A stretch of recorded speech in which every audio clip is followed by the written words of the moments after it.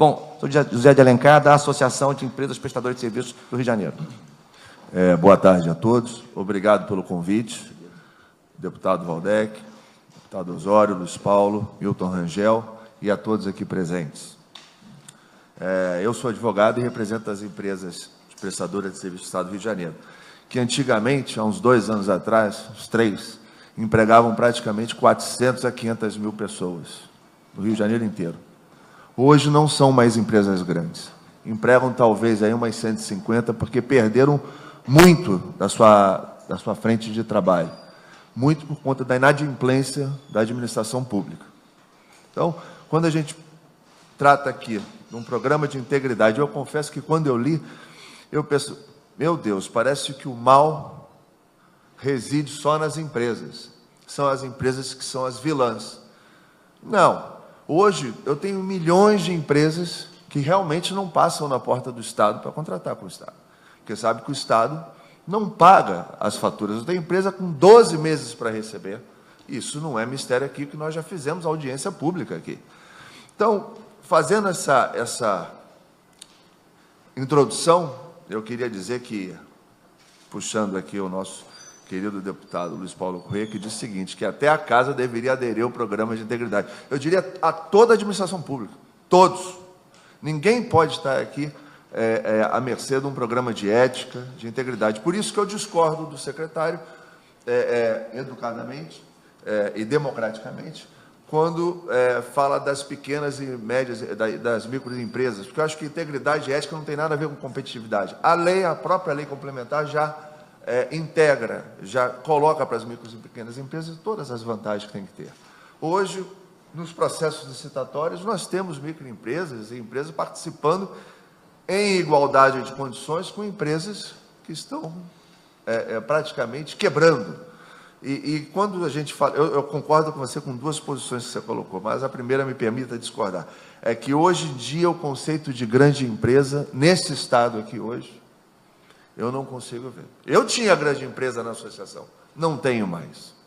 Não tenho mais. Não consegue sobreviver hoje prestando serviço para o Estado, quando em novembro de 2015 o secretário de Fazenda veio a público e disse o seguinte, não pagaremos mais os prestadores de serviço. Isso é um calote o quê? Público. Cadê o programa de integridade do Estado com as empresas? Cadê o respeito com as empresas que prestam serviço, principalmente serviços contínuos, de pessoas que moram em comunidades carentes, pessoas que não ficam à mercê do tráfico, da prostituição? Essas empresas têm um programa de capacitação que contratam essa mão de obra, qualificam, dão carteira de trabalho, porque se não tiver carteira de trabalho, esses trabalhadores não trabalham nas empresas. Então, eu discordo dessa questão aqui de fazer essa ressalva para as microempresas. Eu acho que a lei complementar, ela já tece ali o que tem de vantagem para as micro e pequenas empresas, e eu acho que, se é para fazer um programa de integridade, quem for, se tiver processos licitatórios tem que ser afeto a todos. Eu não posso ter um edital de licitação, onde hoje o pregoeiro descumpre na hora que ele quer descumprir o edital de licitação, quando ele deveria cumprir integralmente o edital de licitação. Eu não posso hoje o Estado admitindo que vai ter um edital de licitação onde que para certas empresas vai ter o programa de integridade e outras não. Acho bacana ter colocado aqui associações, instituições, fundações, todo mundo tem que estar nesse programa.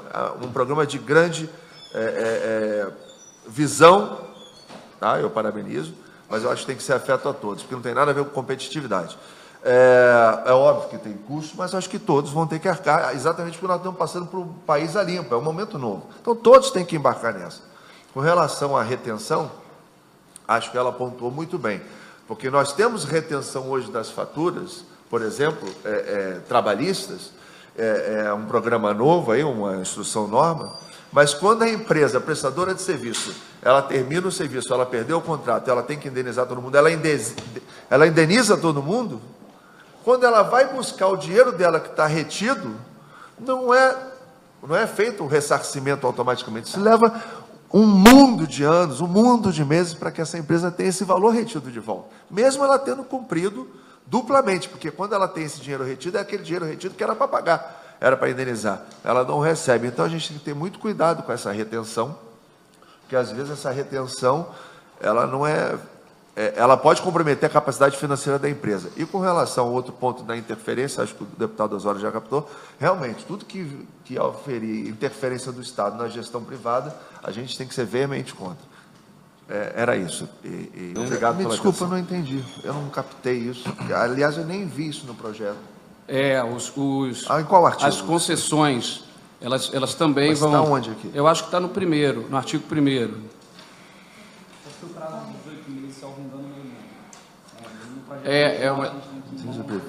Está na emenda. Está na emenda. Eu vi na apresentação, já constava ali 18 meses. Emenda. Na emenda e no artigo 1º, é que para ficar claro, só para lhe esclarecer, para ninguém tenha dúvida, quando falar contratos com o poder público, a gente vai explicitar todas as formas de contrato. Concessões, organizações sociais, parcerias públicos-privadas, porque são contratos sempre muito longevos. Isso, e importantes. Mas sobre reequilíbrio econômico-financeiro, eu não captei o que você... Não, isso é uma atividade do jurídico de cada empresa, né? Isso é lei. O colega Marco mencionou ali que o reequilíbrio econômico-financeiro pode impactar os cofres públicos, né? Como pode impactar as empresas também, a não concessão. A não concessão, exatamente. Porém, os benefícios que o programa de integridade, a implantação do programa de integridade acarreta, ciente do desvio de 10%, da otimização dos recursos materiais, humanos, financeiros, eles superam em larga escala esse reequilíbrio econômico para considerar a implantação de um programa de integridade, né?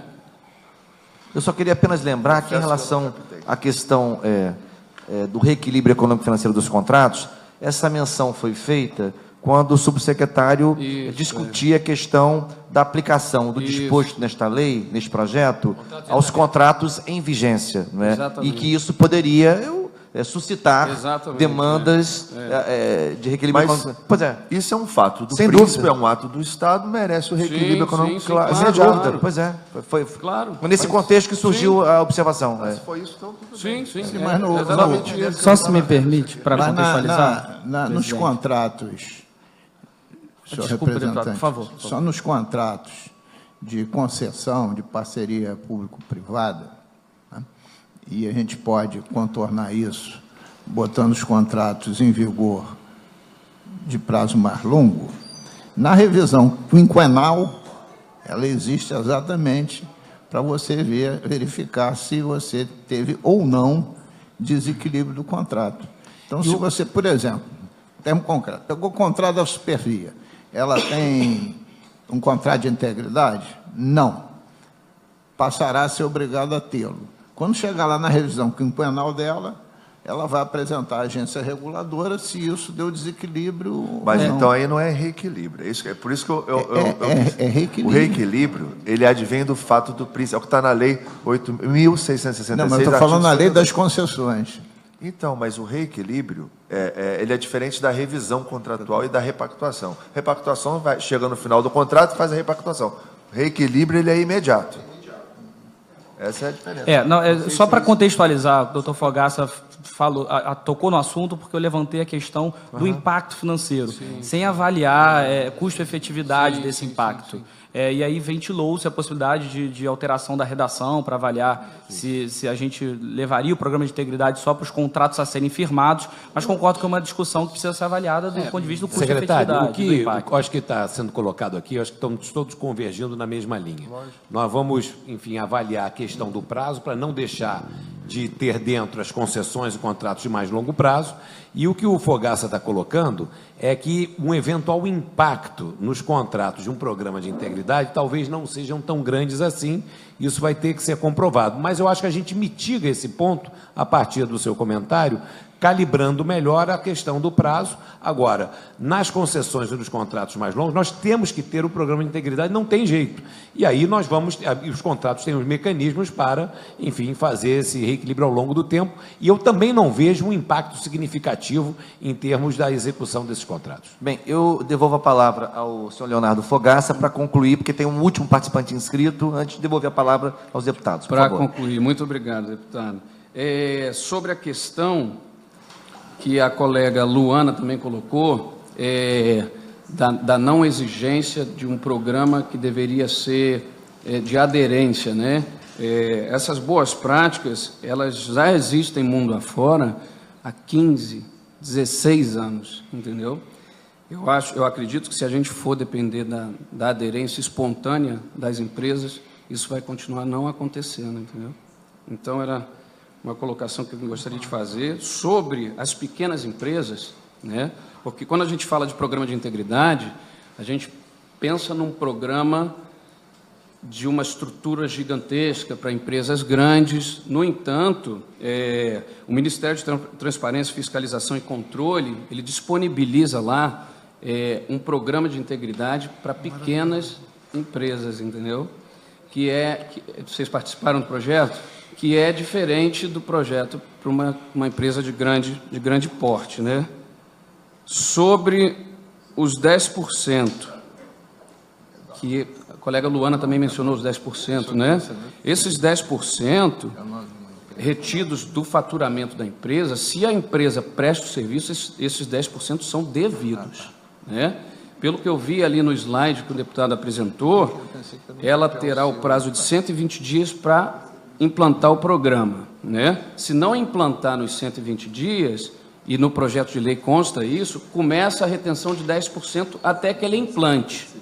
Se ela não implantar e encerrar o contrato, a administração pública tem a obrigação de devolver os 10% que são devidos pela prestação do serviço ou da entrega do produto. No entanto, ela entra naquela suspensão, né, do cadastro dela.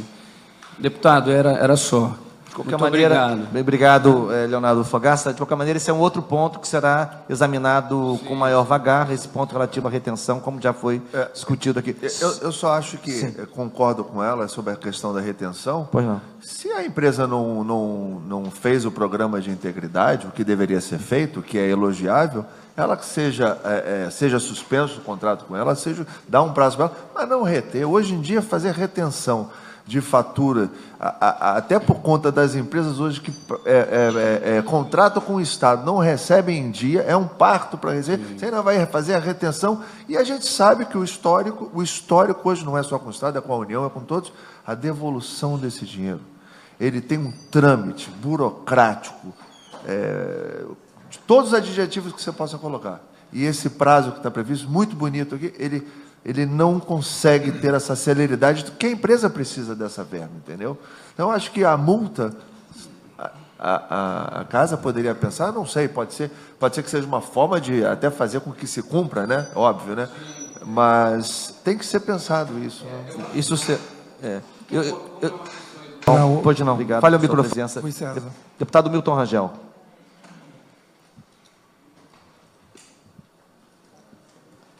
Senhores presentes, primeiro, minhas desculpas pelo atraso. Gostaria de estar aqui desde o primeiro minuto dessa audiência pública, mas tive impedimentos de chegar no horário. Eu parabenizo o deputado Carlos Osório por essa iniciativa, mas acho que o momento que nós estamos vivendo no nosso Estado de extrema infelicidade debater esse assunto agora. Nós temos hoje, no Estado do Rio de Janeiro, nos últimos 6 meses, nesse semestre, que ainda não completou 6 meses, nós respondemos por 81% dos desempregados do país. Nós vivemos hoje nos setores, eu conheço de perto, que é o setor de serviços, que representa aqui o senhor José de Alencar. Nós vivemos hoje uma inadimplência do Estado e dos municípios, principalmente, de ano. faturas sem ser pagas durante mais de ano. Eu tive uma conversa essa semana essa semana que passou, com o Coronel Eri, secretário do SEAP, dizendo para mim que já a terceira empresa estava dizendo que ia entregar o serviço de fornecimento de alimentação para presos.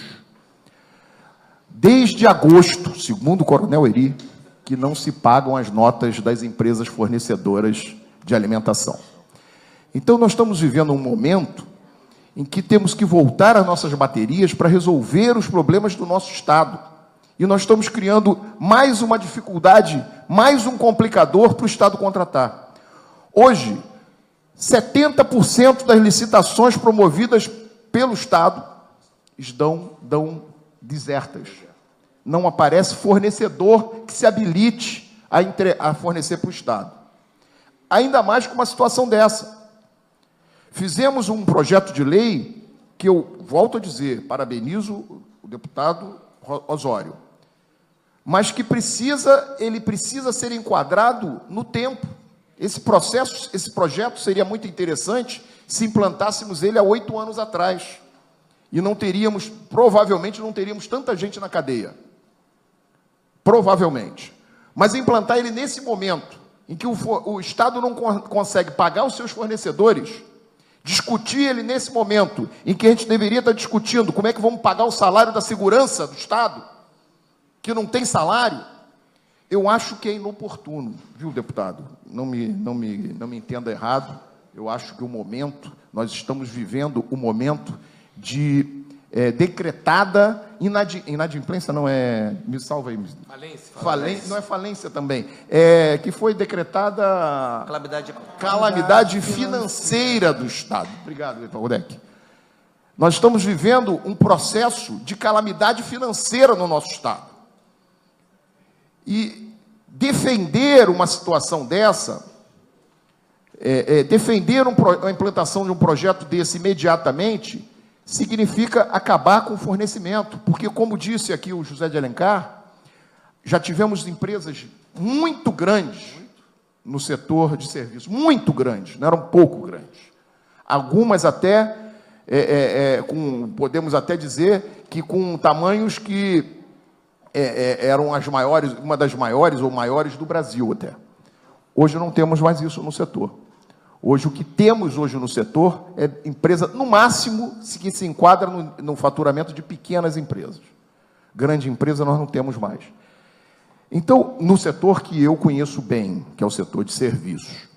Então, eu acho, Valdec, que discutir não é discutir a gente pode discutir sempre, isso aqui é a casa do debate, é a casa do bom debate, é o caso das opiniões divergentes serem assimiladas, mas implantar um projeto desse, prever a implantação de um projeto desse, e mais grave ainda, que após a sua implantação, 180 dias depois, estaremos cobrando até dos contratos vigentes, isso sim é uma calamidade com os empresários. Porque hoje os empresários não têm dinheiro para pagar suas folhas. Hoje os empresários estão lutando para pagar folha de pagamento. Imposto já parou de pagar. Benefícios é uma luta para pagar. Então, nós temos que ver o lado do empresário, o momento que o empresário do Rio de Janeiro vive. E nós temos uma prática no governo do Estado, que essa sim eu tentei combater com um projeto de lei que está tramitando nessa casa, que é a prática do seguinte: a empresa parou de pagar salário, a empresa quebrou, troca ela, bota outra no lugar imediatamente, e não paga o que devia. Vamos engambelar uma aí mais 3, 4, 5, 6 meses, enquanto ela aguentar o fôlego dela. E foi assim que esse mercado se destruiu, se autodestruiu. Então, a minha preocupação é só essa, deputado Valdec. Deveria ter programa de integridade aí, né? Exatamente. Essa integridade é que a gente deveria estar aqui cobrando também. É isso aí. Porque é uma prática do governo, dos governos, eu falo do governo estadual, municipal, que estão praticando isso, de trocar empresas que eles quebraram, por empresas que ainda não quebraram. Então, isso está pegando empresa de outros estados, contratando serviços em empresas de outros estados, contratando em outros estados, É essa a situação que nós estamos vivendo hoje. Então, o projeto, mais uma vez, é muito interessante, alguns ajustes, é um projeto maravilhoso, mas eu acho que aqui nós deveríamos estar discutindo, nesse momento, nessa casa, não é aqui, nessa casa, é como que nós vamos salvar os terceirizados desse Estado que estão sem receber seus salários, como é que nós vamos salvar as empresas fornecedoras do Estado e dos municípios que vivem. Nós estamos com um secretário, um subsecretário aqui presente, ele sabe muito bem do que eu estou falando, que estão vivendo hoje o caos financeiro e a maior dificuldade para botar suas contas em dia. E olha, se você não coloca o salário do servidor em dia, se você não coloca o salário do terceirizado em dia, máquina nenhuma anda. Porque é o dinheiro dessas pessoas que move a máquina do Estado. E a calamidade que está, esse desemprego de 81%, é fruto exclusivamente disso tudo que a gente está falando. É todo um contexto que a gente está vivendo. Então, volto a dizer, maravilhoso o projeto, mas entendo até, estou vendo aqui até as razões da Dockman, da empresa Dockman, defender bem esse projeto.